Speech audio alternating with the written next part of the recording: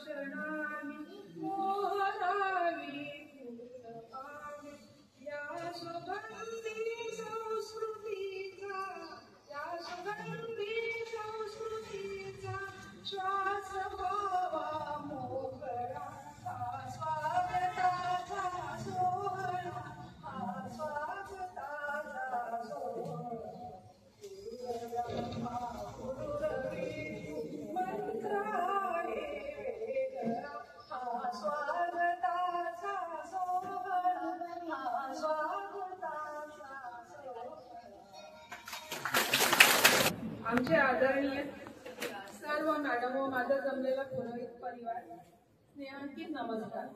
आज आपण ज्या मावशांच्या सेवानिवृत्तीचा कार्यक्रम आहे त्या निरोप समारंभासाठी जमलो आहोत।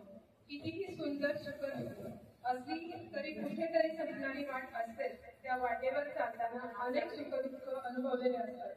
तेच अनुभवलेले क्षण आपण घरच्यांपेक्षा आपल्या या परिवारासोबत शेअर करतो।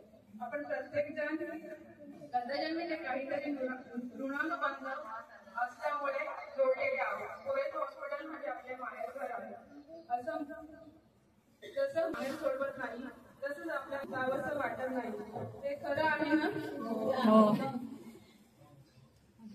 निरोप समारंभ म्हणजे आपल्या कामाचा कौतुक सोहळा, तोच आज कौतुक सोहळा सुरू आहे।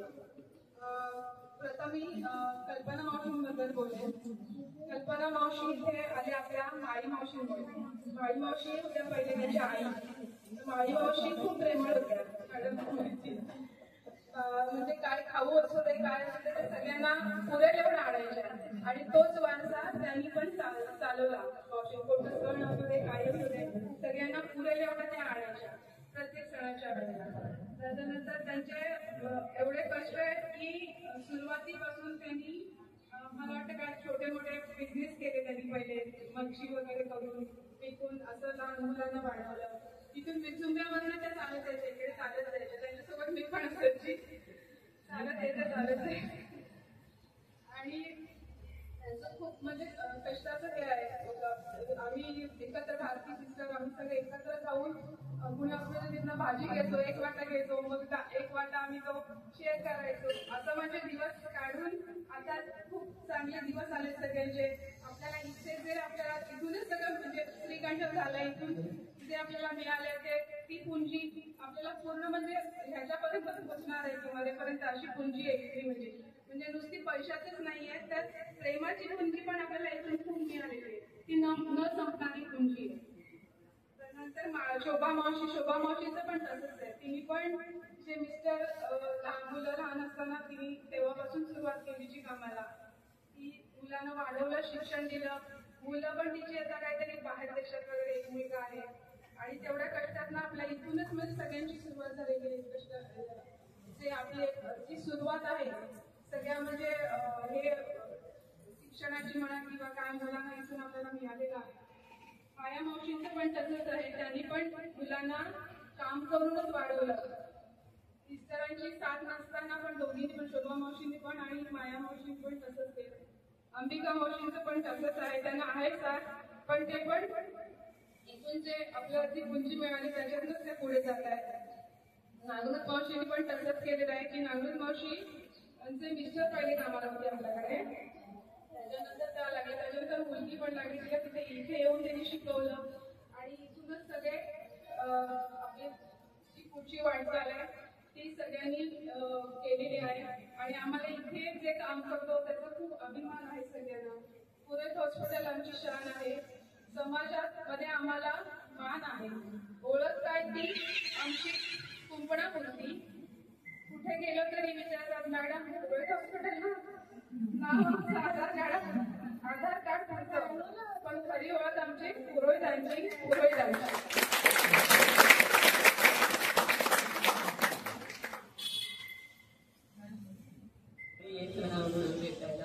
आम्हालाही खूप वाईट वाटतंय, पण आता काय होतं की शेवटी वयानुसार आपल्याला हळूहळू काही गोष्टी जमत नाहीत करायला, हळूहळू आपल्याला रिटायरमेंट घ्यायला लागते. त्याचप्रमाणे मी पण आता 2 वर्षापासून डिलिव्हरीज वगैरे मी पण बंद केल्या, कारण शेवटी आपल्या तब्येतीचं आणि बाकीचे सगळ्या गोष्टी बघायला लागतात.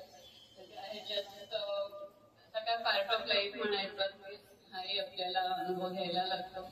तुमचं या पुढचं आयुष्य सगळं छान जावं याच्यासाठी प्रार्थना करते.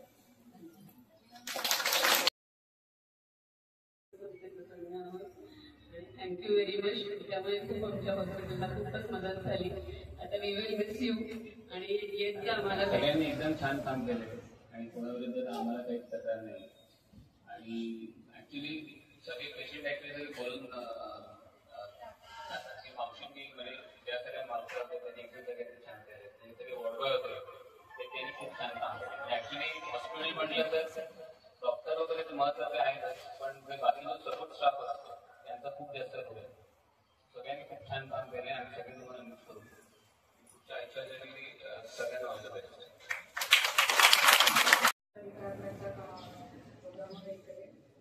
आई आणि आई कधीच रिटायर होत नाही, कारण ते सासर माहेर नातेवाईक याच्यासाठी काय काय चालू असतं.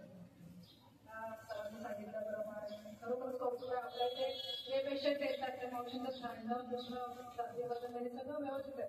ते असे म्हणतात आम्ही कुठेही बसून जेवू शकतो. ही सगळी आपल्या स्वच्छतेची पोच पावते ते मावशांसाठी एकदा सगळ्यांचा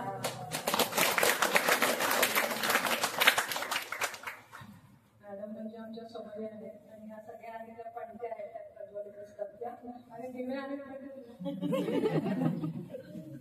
पण थोडंसं बोलेन माई मावशी त्या मावशीबद्दल. कारण काय आहे मावशी बोलतच आले ना, मावशीचा आईला लहान वगैरे करून ईदवर यायचे आणि मग तिला त्रास द्यायचे वगैरे सांगायचं असं तरी झाली आहे वगैरे. पण त्या कष्टाने तुम्ही दोन्ही मुलं इंजिनियर शिकवली आणि ते एक बाहेर देशात आहे आणि एक बिझनेस करतो. तर ते खरंच कारण आपण म्हणतो घरातली परिस्थिती वगैरे काही नसते. आपण त्यांना घडवायचं असं त्यांनी स्वतःने मुलांनी घडवायचं. त्याचं जिवंत उदाहरण म्हणजे महात्मा मंदार सर. मंदार सरांना मी म्हणते म्हणजे बोलायचं त्याच्याबद्दल काहीच नाही. कधी कधी असं वाटतं की सरांनी चांगलं दात वाढवून गेलं, पण त्याचा स्वतःचा मुलांना कसा द्यायचा मंदार सरांना हॅट्स ऑफ आहे बाबा.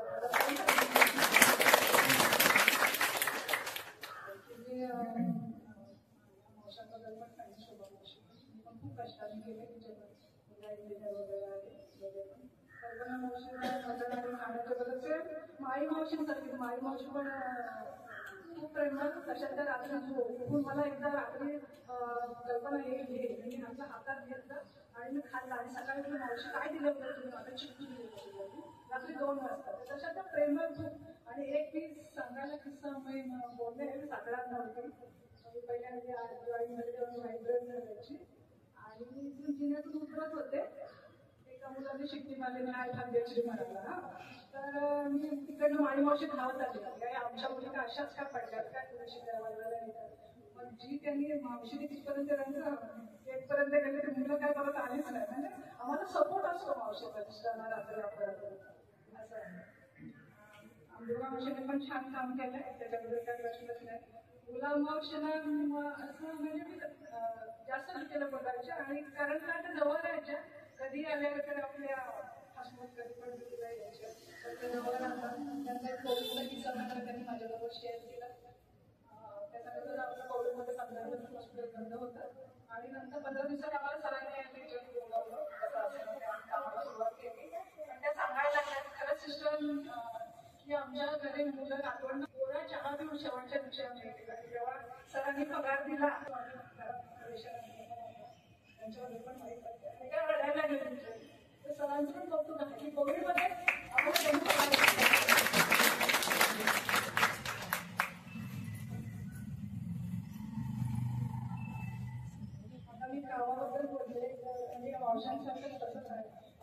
उंचीवर प्रेम करण्यापेक्षा जर आपण कामावर प्रेम केलं ना तर आपल्याला देवबाप्पा कधी करून देणार नाही. आणि रतनचा किस्सा सांगते मी. रतन काही बोलणार नाही. आम्हाला म्हणजे सरांनी काय कसं घडवलं. एक पेशंट आली होती इथे ओपीडीत बसलो होतो आम्ही लोक. त्याचं पण लग्न नव्हतं झालं, माझं पण लग्न नव्हतं, सगळ्या आवाजाच्या पैकी. तर तिथे आम्ही बसलो होतो वॉचवर. तिथे टीव्ही होता. टीव्ही बघता बघता एक पेशंट आली मॅडमची. दिवस गेले तरी सांगावं जातं आम्हाला बघता कोण दिवसा अंगावर मस्करीची गोष्ट नाही.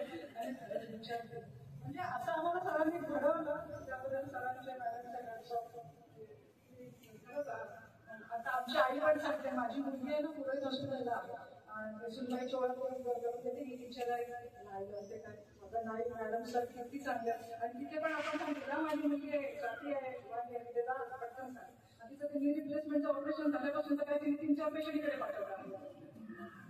तर आजवर सांगायचं गोष्ट म्हणजे निरोगी आणि छान आयुष्य तुम्ही आता जगता आणि अशा ठिकाणी बघतात कसं आमच्या खाद्य म्हणतात पुढच्या वाटण्याची शुभेच्छा.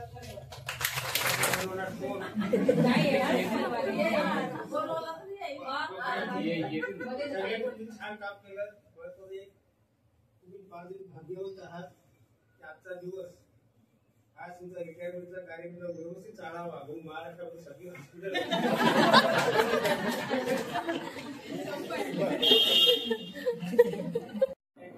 पासून मला त्या कार्यक्रमामध्ये संधी मिळाली. एक होती माझ्या जवळीचं त्याच्यामध्ये बरेच माझ्या असताना नोकरी आले एखाद्या वेळेला नोकरी करताना आपल्याला विचार करतो आपण नंतर विचार करतो रिटायर होताना आपल्याला थोडा हे होत आहे की आपण कर्मचारी घेऊन आपलं वयाप्रमाणे आपल्याला करावं लागतं. त्यावेळेला मी 25 वर्ष अगोदर होतो फक्त मला आत्ताच्या याच्यामध्ये घटना नाही दोन क्षेत्र करणारे होते पहिल्यांदा. तर माझ्या त्याच्यामध्ये 2-3 महिने मार्क्स होता की आज अजून 2 माणसं आपण रिटायर होतात त्याच्यामध्ये आहेत. म्हणजे त्यांच्या आयुष्य तुमचं पण सगळ्यांचं आयुष्य होते त्याच्यामुळे